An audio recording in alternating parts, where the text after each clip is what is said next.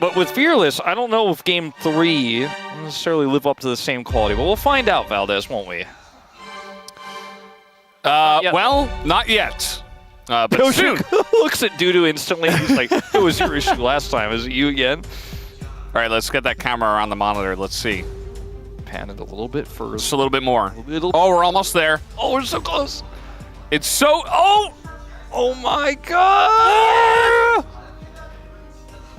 Oh, it wasn't clear. Yeah, it wasn't I think clear. he was already out of the lobby. It was Dudu. Clears the top laner for a different team. All right, we're back in. We don't know who was the culprit, but it was obviously quickly resolved. Well, assuming he's in this one, which the camera is on him, so I think the production is aware that it was him last time as well, but it doesn't matter. Here we go. Doesn't matter. We're going. It's happening. And what are we going to see banned? Game 3 between these two teams is really going to bring out some interesting stuff, I would say, for the... the Fearless draft situation. Let's see what their champion pools look like. We might see the Varus and Pantheon banned on red side. I would expect that. And obviously not in that order. Pantheon comes first. We yes. know that. We have established this. The Poppy continues to be banned, as that has been a strong pick for this entire year, really. Very rarely let through. So strong into so many meta champions. I'm a big Poppy enjoyer. I just wish we got to see more of her early on, but teams aren't valuing her as much as some of the other picks. Understandably. I mean, we have a lot of really strong junglers and supports, so it is what it is. Really feeling the power of Yehu's global impact and take away the Rise. I think at this point, with the mid laners that are removed, it's also kind of a strong tier list ban, just in general. But you have pick priority. They want to take that away from Yehu. Varus, strong in lane, strong in the mid lane after you're out of the laning phase, and strong with poke. Just does too many things. I think will be banned eventually, but they'll take the Trundle first. Maybe Rich is playing Ornn. Or maybe they just think Trundle's really good, and he is. So, I mean, either way. Yeah. I remember early on when Trundle was being banned and played, we're like, I guess they're trying to pick Sion. And it's like, well, no, Trundle's actually just really good. Yeah, Trundle is very good, especially that he hasn't seen play in the first couple of games. Pretty surprising for a champ like him if he's not banned. I do think he's banned. There's a world where they try to set up some sort of Sejuani composition here. This Varus will actually be banned by and Freecs, interestingly. Teddy's a very good Varus player, but I think he would have been happy to first pick that, given the state of the draft with Fearless here. I think even DRX a little bit surprised. Haven't locked in that third ban just yet. There's a lot you could go for here. You could even ban the Orianna, which is relatively safe, or the Nocturne we already saw banned away. There's the Orianna they do opt for. Yep, makes sense. I mean, even if you can't pick two. You just pick the Orianna first, and then they have to like steal away the Nocturne, and that feels kind of weird. And Orianna's very good. Blind B1 Jarvan just doesn't feel great when you have no idea what AD carry you're playing into. But it is a tier list pick, and it is high agency. I think he's very strong, but I don't know if he's first pick strong. As Yone, Sejuani, kind of just hanging out there. I think a lot of our other mid laners would be like, I snap this right now 100%, like not even a question. Sivir also strong, but they'll pivot to the Nocturne at the last possible second really quick there. No Orianna, no Aurora. To pick the Sivir into Jarvan. I mean, they're showing Jarvan and you're picking Sivir. I mean, yes, it's good, and yes, it's Teddy.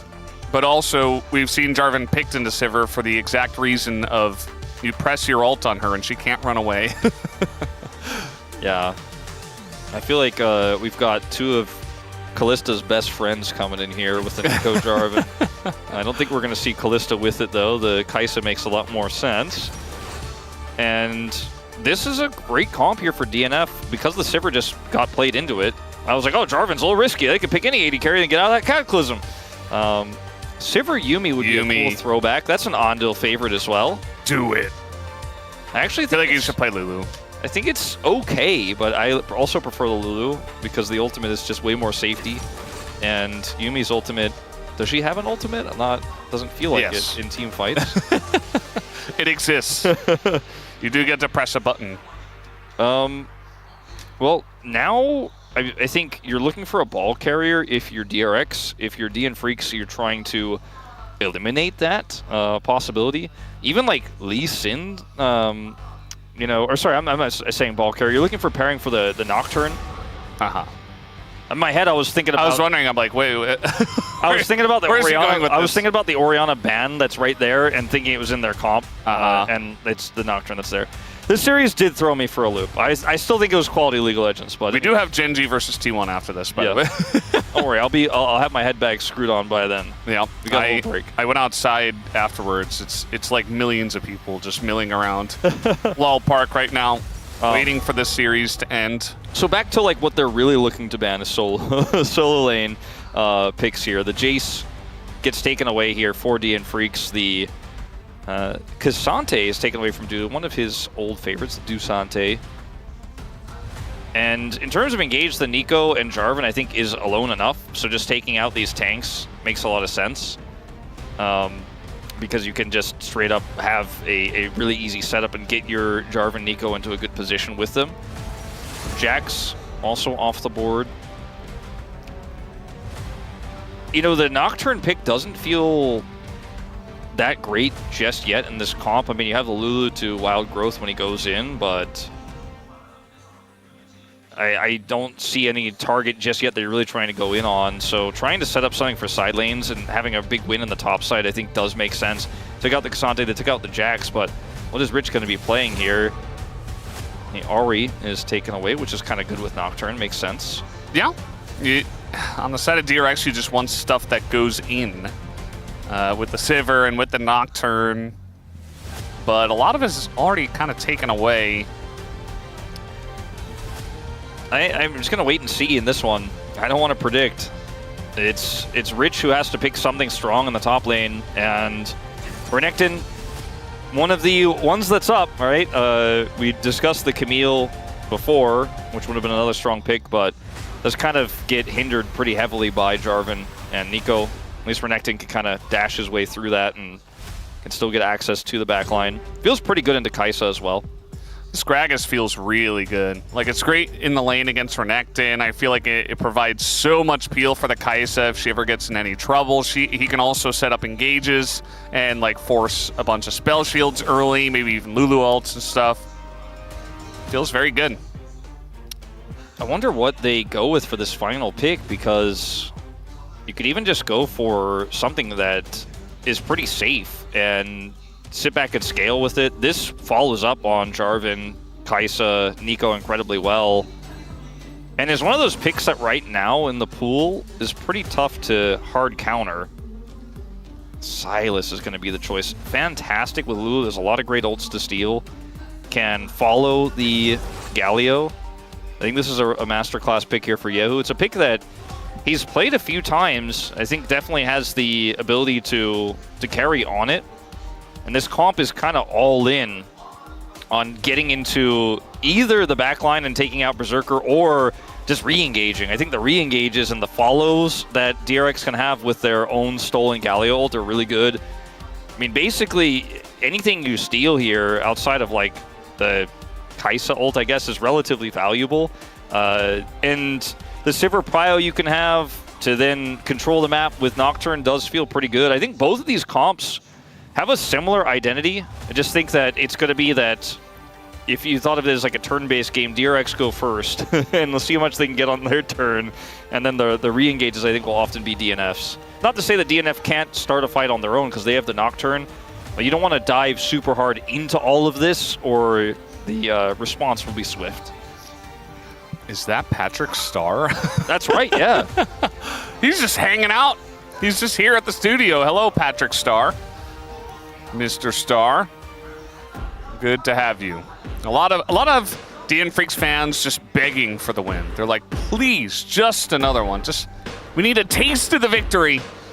And this time, you know, it doesn't feel like anyone really got a huge draft edge, differently from the other two games. Hasn't mattered so far. Let's see what happens here in game number 3.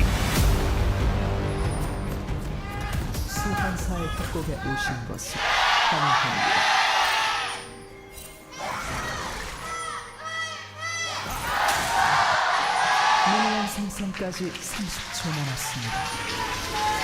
All right, the DN Freecs fans are going crazy as they hope desperately for a win. For DRX, it's very important too. I mean, you're trying to break out of the bottom 2 and make it into the 8-win bracket alongside of Bro. Yeah, I mean, and right try to now, keep your hopes alive of plans. Obviously, D+, we've kind of put them in. They're almost like in purgatory. They're not quite in the Rise group in terms of scores. That can change over the next few weeks, of course, but you're fighting for going up there, and it's a 9-8-7, so everyone's just like one ladder rung away from each other. And this is the win as DRX you're expecting to take, right? I mean, only one team has lost rather to DNF this whole season. You don't want to be the second. It was Nongshim, of course, the first time around. Sponge coming in here for a late contest of the jungle on Vision. Yoshik is just going to be like, well, nice try, buddy. I mean, he could like try to smite it, but yeah, Quantum's here, so Sponge actually gets the favorable damage trade, even with Quantum just hitting him over and over, and Sponge is in a really weird spot. Mid lane is trading at the same time, and eventually Sponge is like, oh yeah, I probably shouldn't 1v2 on the enemy side of the map. Kind of can't really get value out of your Jarvan passive in that kind of situation, so you're just tossing flags and be like, get out of here! Shoo! Get out of here, you pesky Nocturne! If Quantum had root there and rooted Sponge, it would be a different situation, but he didn't start that skill up, so at the end of the day, it just offers a little bit of poke. And they do shoo that pesky Nocturne away. And that's that. It was kind of exciting for a second, but ultimately got a little bit boring. These are the you know, I love League of Legends where it's like one team is going to try to dive, the other team is going to try to avoid getting dove and survive and do big damage, you know? We kind of had 2 games of that, but when you're in the Rise group and you get to game 3, sometimes you just go, well, I mean, anything could happen. We got 2 Brawly compositions, we got Silas into a Galio Jarvan with Kaisa, and anything goes. It's going to be a bit of a game where sometimes the hands matter more than your prio. Sometimes your angles, your flank angles, mistakes you make really actually do matter. Yeah. Sometimes the tempo vibes just kind of dictate where you're going, right? In a game like this, where everything's kind of on the line and it's Rise group and comps are similar, it's like, well, just let the vibes take you, I would say. That's my today's interpretation of Max's tempo vibes. We'll see if we can make it happen. Yeah, right now I think it's a little bit unclear who has the tempo vibe. We'll find out soon, but at this moment in time, I couldn't tell you. I felt like in game 2, it was definitely DNF who had the tempo vibe, but I had a bad read, you know? Yeah. Sometimes you got to really get into the vibe to understand, like, I would say. You see Ox, how he said he just had a hunch, right? He had a feeling it wasn't going to work out. They weren't going to play. Like, Ox knew the tempo vibe. He might not even been aware that he knew the tempo vibe, but I think that was actually his understanding of tempo vibe in that moment, even though he didn't use the terminology. He was just trying to allude to it without using the words, you know. Maybe he's worried that it's copyrighted already by Atlas. Makes sense. Well, until he comes here and shows me the copyright document, I'm gonna kind of keep using it in his honor, to be honest. But yeah, I mean, if it was already put in, like, if he copyrighted it, if he patented it, then, you know, even if we don't know, like, I don't think there's a clause in there that it's like, well, you need to let your coworkers know now. Maybe there is. I don't know. We should ask Chronicler, the lawyer here on the team. Yeah, he would know. Avoids that taunt. Gonna trade, and that's the most exciting thing that's happened in this game since Nocturne annoyed a Jarvan. Good play-by-play of the trade in mid lane. That was good. I'm just practicing, you know. All right. Getting in there once again. Bulldog actually losing his end of the trade. I don't know if I can ever live up to Azael being the duel guy, but occasionally I will talk about a trade when a camera pans by. That's about as close as I can get. I feel like being a play-by-play is definitely a little bit more accessible, you know. Back in my StarCraft day, we had 2 play-by-plays and 2 colors every time. Yep. You had to both be able to analyze, and both of them you had to be able to do the play-by-play, talk about them Vikings shooting at a Colossus. I love the way you pronounce Colossus. Colossus. But them stalkers trying to defend, though, you know, it was a different time. That was a different time. But it was true. You had to be able to do both. I feel like in this era of League of Legends, though, you kind of do have to do both. I feel like as well, especially for play-by-plays, you can't just sit around and like quote stats and just talk about narrative only the entire time. Like you have to have some sort of insight, otherwise, you know. Yeah. And I think, you know, obviously we've got two phenomenal play-by-plays here that are very invested in LCK history and strategy. And both have monikers that have the list at the end of them to dictate their ability to analyze, although one of them, Valve Analyst, a little bit more respected in the hybrid community. Hey, Atlantis was good. He's made a comeback. He explained tempo vibes incredibly well. Yeah, I loved the PowerPoint. And just because maybe Valve Analyst is a little bit more renowned doesn't mean that Analyst can't catch him. You guys, sure. You guys gotta, you know, keep up, brush up on your stuff. Two guys who don't always do yelly stuff. Yeah, I'm down for it. You know, we've been play-by-plays for a long time, so now it's time to start a new race. Atlas right now is like double play-by-play for the final. No, Atlas. Atlas said, can confirm that Tempo Vibes are open source. So thankfully. Oh, that's good. Yeah, anyone can use them. Well, we to get into the law. We haven't either of us really done a whole lot of analysis of what's happened in this nothing's game. happened, Wolf. They swapped, and it seemed like a slightly favorable swap for neither of them. Actually, it's dead even.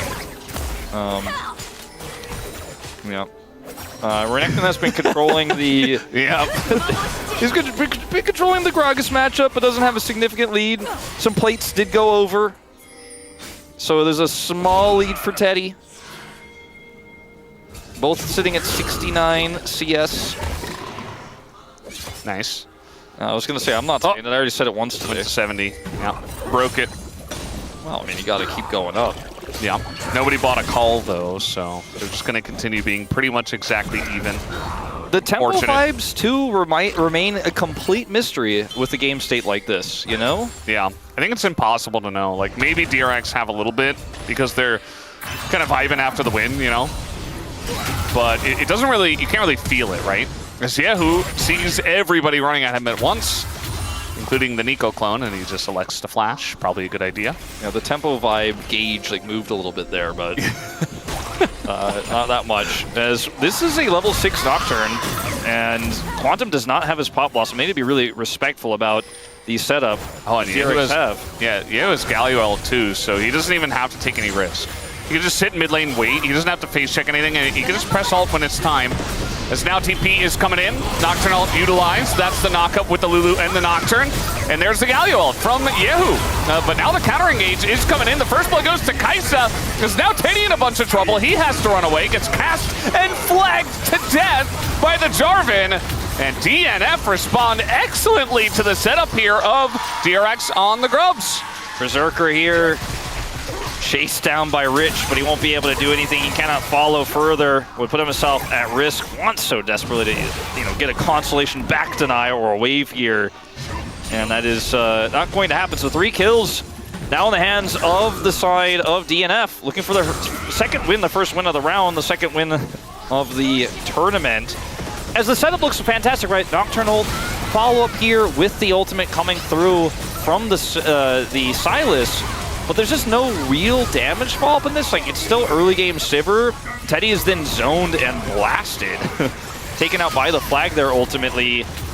And the timing and the desync between the Nocturne ultimate and the speed at which we saw the arrival of Yahoo, I think, was one of the big culprits there. But also Bulldog's initial taunt there was really nice to slow down the tempo. So they couldn't actually capitalize on that combo that looked really flashy, looked really cool, and then Teddy died. And that was the end of it.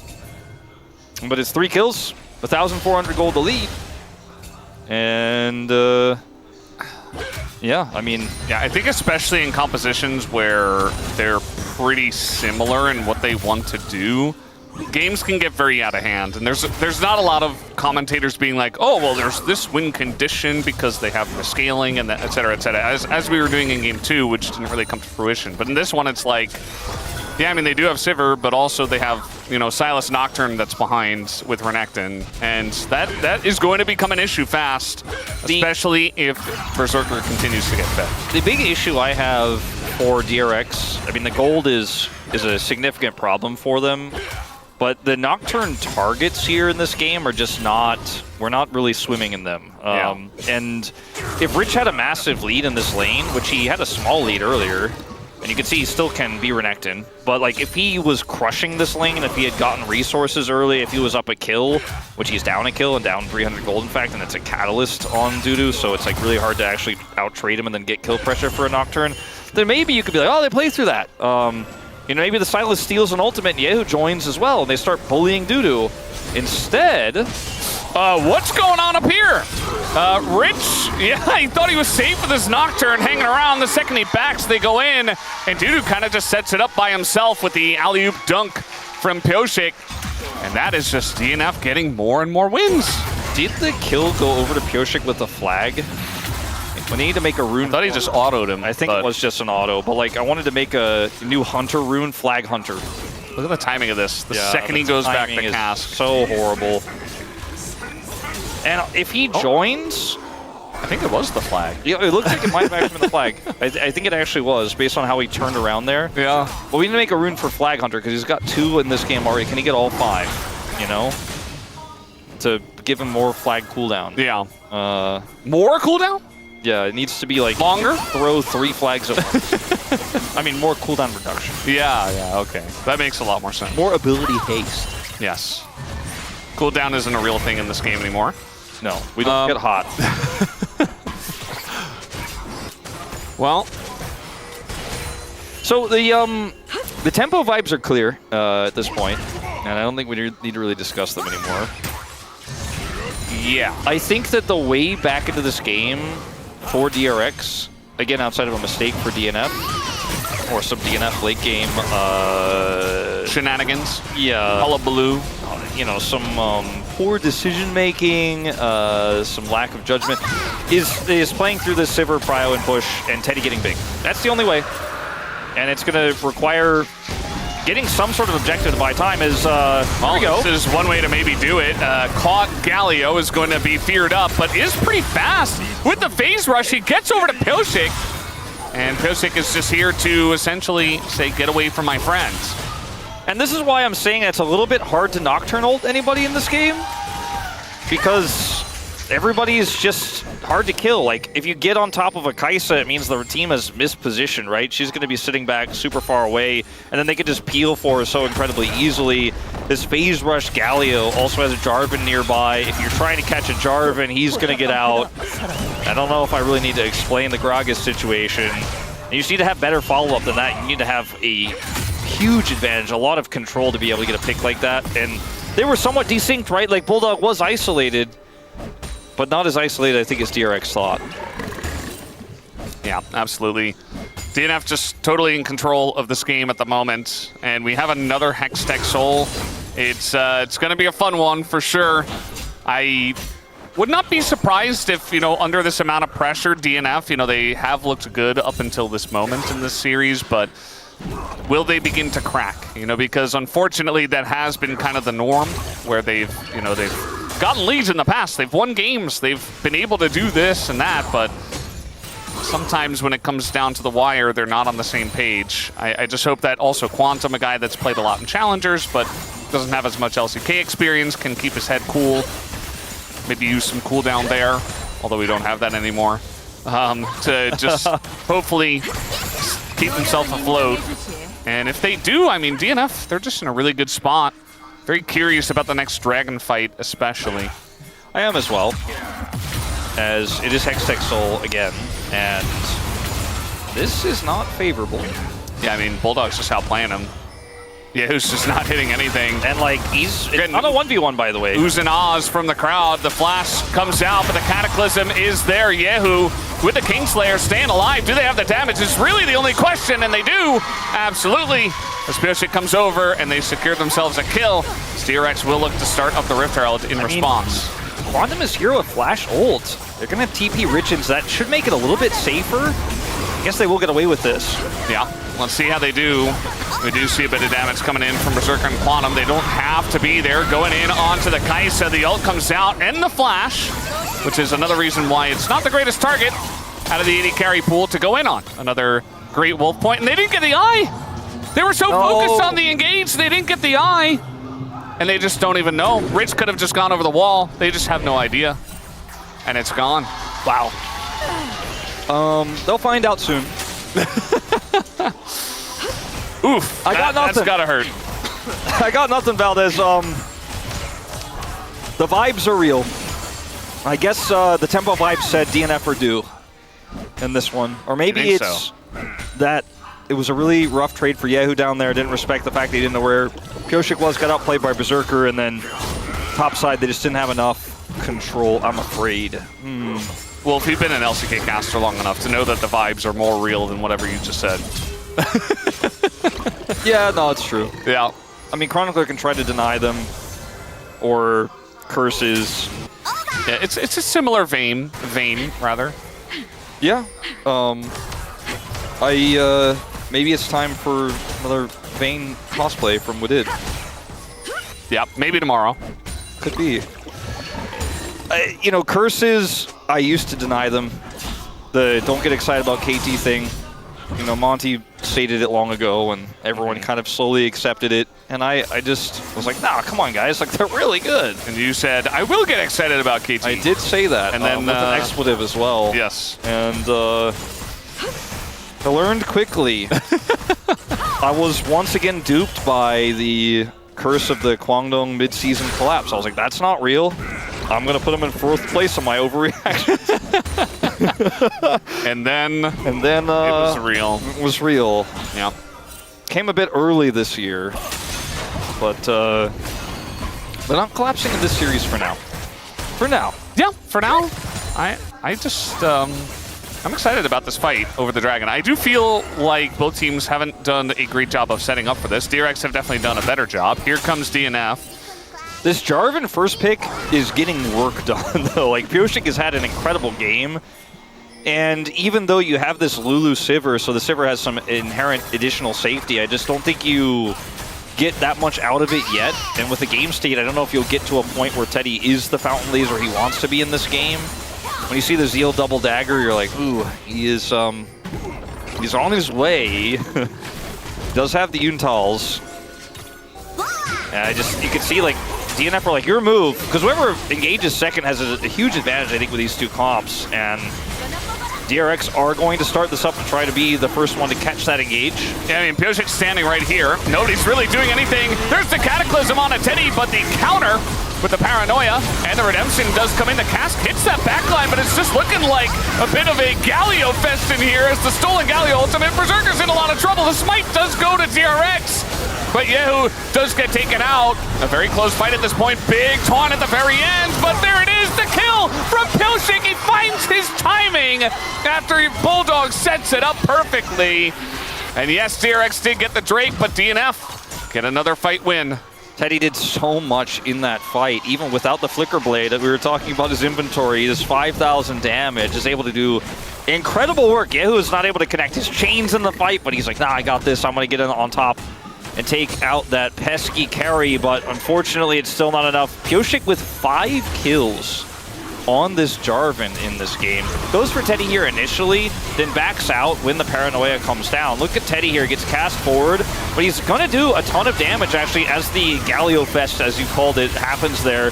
And the chains don't connect. Teddy's like flashing in, I'm killing Berserker. And it looks for the moment here like, okay, this is a winnable fight. Like, it should be fine for DRX, but Teddy doesn't have flash. Bullet with his last breath gets the taunt, and that's the difference maker. Yeah. Like, if he doesn't get that taunt off, I think the fight could look completely different. Yeah, absolutely. I mean, the fact that this Jarvan is huge is a really big deal. He has Cleaver done. Before 20 minutes, he is the carry in this game. Also, take a look at Dudu and his lead. Very close, very comparable to Pyosik's lead, which is kind of insane. And a nice little linear graph there from the side of DNF. They're able to get even more gold after the fight because they had the control on the map.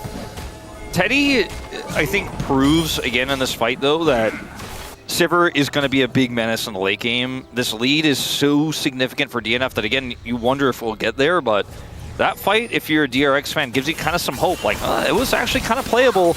And now Yehu does have a big spike of picking up that Rift Maker. He is also getting closer and closer to that Rod of Ages completion, which will help his hijacks. And the 0 and 3 Sylas is not really where you want to be, but I think he's going to be a little bit more relevant. And this comp does have insane brawling power for Teddy. As long as Teddy can sit back and do the damage and isn't forced to flash in to kill the enemy carry. Yeah, I mean, these fights are just, they're a mess, right? Yeah. Like, we have Galio ults flying, all of the cask is thrown in, you know, like Pyosic's going in, he's going out, he's going back in. We got Gragas and Renekton as well. It feels like everybody's got a dash. There's threats everywhere. Yeah, I mean, there's a lot of ifs, okay? In this situation where DRX do get the comeback win here. But there are ifs. there are possibilities. It's Rise. Yeah. It's Rise Group, baby. Anything is possible. I'm a believer. You know, Pyosik is here to say no ifs, ands, or buts, but here comes the engage with the Lulu ult. Yeah, going in onto the Nico.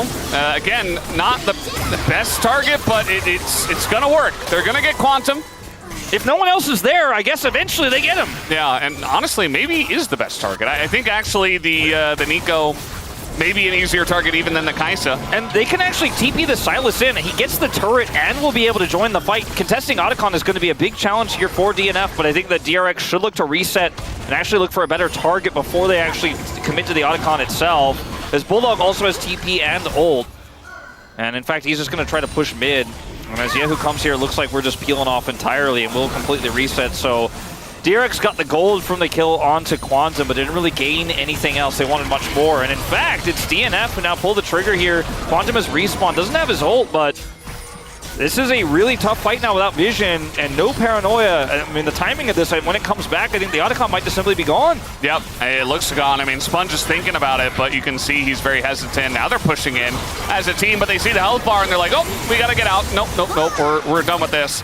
That's an Otacon given over for free, essentially, over to DNF. They want to take a fight. They're just diving here as Rich is blown to smithereens. And now we got Sponge jumping straight into the Galio and just dying. DNF are smothering this team and it's not even close. 11-3, 12-3 as DNF take a huge fight after the Otacon. And it looks like we may have a few more of these last chances left in DNF here in round 4. DNF crushing the fight. And they just knew those critical cooldowns are gone, namely the paranoia. And you can see how this fight looks. They're holding the Otacon, right? They look for the turn.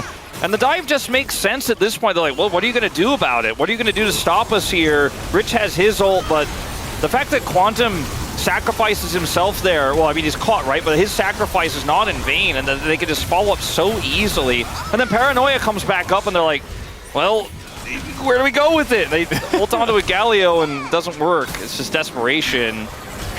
The Lulu ult being down as well is another deterrent of that dive they just didn't have because it was used on that pick on the Quantum. And I think this is DNF closing this one out.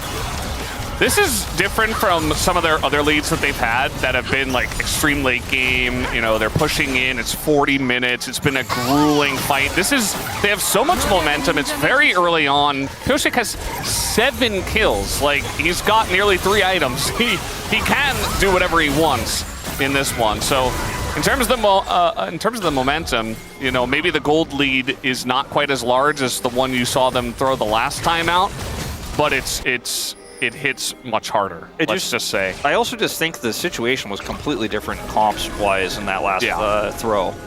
Like, this time they have a comp that's pretty basic, straightforward. It hard engages, it kills. All right, finding it, Quantum sets it up. Rich's gonna take a bunch of damage. Now the Nocturne ultimate comes in. Pyosik taking a bunch of damage himself, but it doesn't quite matter as Teddy, frontlining, just dies. And that will be this Hextech Drake going over to DNF as well. Like I said, you focus a target, you dive, they die. It's straightforward. And even if that target is a Renekton, you can make it work. Rich is a survivor, but Teddy is not. And so many resources used there in the attempted defense. Dragon goes over here for free. They do not break the base, but Baron is up.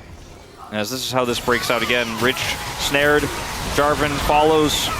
And then Teddy walks forward here to try to capitalize on... Flash, taunted. Yeah. Oh, he tries to capitalize on the paranoia. He thinks that maybe with the paranoia cover, he can actually get in and do some ricochet damage. He's going for the high-risk play, but as you said, it's a bit of a sticky situation.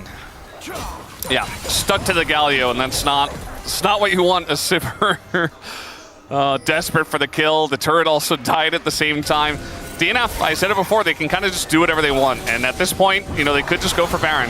I think they really got to play off this momentum and just make it clear that they are winning this game. Yeah. Now, if Teddy has a 90-plus generic Green Wings game, maybe. Sure. But I think DNF should be able to break the base with this Baron. If they can secure it, they are playing very carefully, arguably almost too carefully here, but they want to push Sponge out. They have tons of vision around this pit. I mean, look at the Gragas angle. If anyone tries to contest, he just casts them in to the maw that is this insane lead. Just collecting Yehu's flash over and over. I think now they could just go to Baron and look for a turn. I feel like they definitely should. Honestly, this little bit that we had up in the top lane, I don't think that was even necessary. And now they've gotten a ward down, which they had the pick cleared before, but now the ward is there. So DNF got to be careful. I mean, they can paranoia in.